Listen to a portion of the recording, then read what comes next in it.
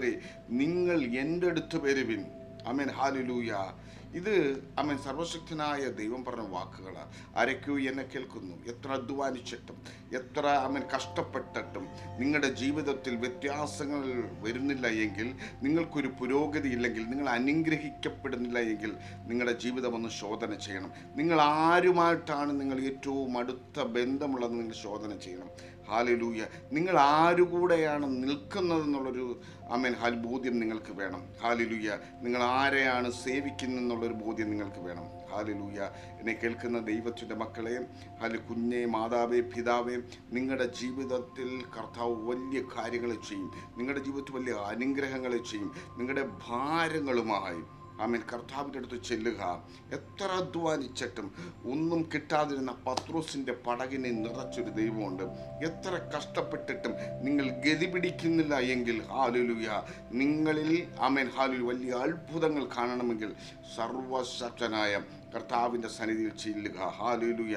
ഞാനൊരു ഉറപ്പ് തരാം. Amen hallelujah. നിങ്ങൾക്ക് സമാധാനമില്ലേ? നിങ്ങൾക്ക് സ്വസ്ഥതയില്ലേ? നിങ്ങളുടെ ജീവിതത്തിൽ നിങ്ങൾ പരാജയമെന്ന് പറഞ്ഞെടുത്ത് ജയത്തെ കൊണ്ടുവരുവാൻ എൻ്റെ ദൈവത്തിന് കഴിയും. ഹല്ലേലൂയ.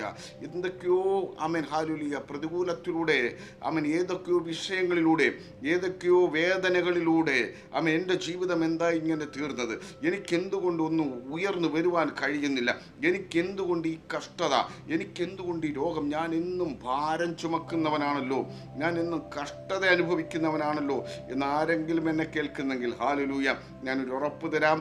നിങ്ങളുടെ ജീവിതത്തിൽ നിങ്ങളുടെ ഭാരങ്ങളെ ചുമക്കുന്ന ഒരുവനുണ്ട്. നിങ്ങളുടെ പ്രയാസങ്ങളെ, നിങ്ങളുടെ പ്രതികൂലങ്ങളെ, നിങ്ങളുടെ പ്രതിസന്ധികളെ മാറ്റുന്ന ഒരു സർവശക്തനായ ദൈവമുണ്ട്.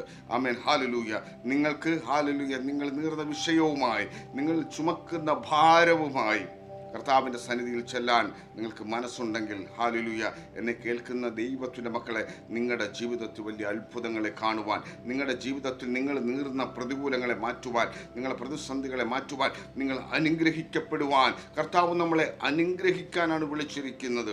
എന്നും ഭാരം ചുമക്കാനല്ല, എന്നും ആമേൻ കഷ്ടതയിലൂടെ നടക്കാനല്ല, എന്നും രോഗത്തിലൂടെ നമ്മൾ കടന്നു പോകാനല്ല ദൈവം നമ്മളെ വിളിച്ചത്.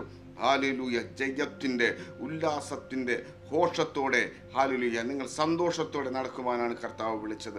ഇന്ന് ഹല്ലേലൂയ എന്നെ കേൾക്കുന്ന ദൈവത്തിൻ്റെ മക്കളെ, നിങ്ങളുടെ ജീവിതത്തിൽ വ്യത്യാസം വരണമോ? നിങ്ങളുടെ ജീവിതത്തിൽ നിങ്ങളുടെ ഭാരങ്ങളെ ഇറക്കി വയ്ക്കാൻ, നിങ്ങളുടെ പ്രയാസങ്ങളെ പറയുവാൻ, നിങ്ങളുടെ വേദനകളെ പറയുവാൻ, നിങ്ങൾ നീർന്ന വിഷയത്തിന് പരിഹാരം നൽകുവാൻ ഒരുവൻ വന്നിട്ടുണ്ട്. ഹല്ലേലൂയ. അവനോട് പറ, ഹല്ലേലൂയ എൻ്റെ ഭാരത്തെ ഒന്ന് മാറ്റിത്തരണം, എൻ്റെ പ്രയാസത്തെ ഒന്ന് മാറ്റിത്തരണം.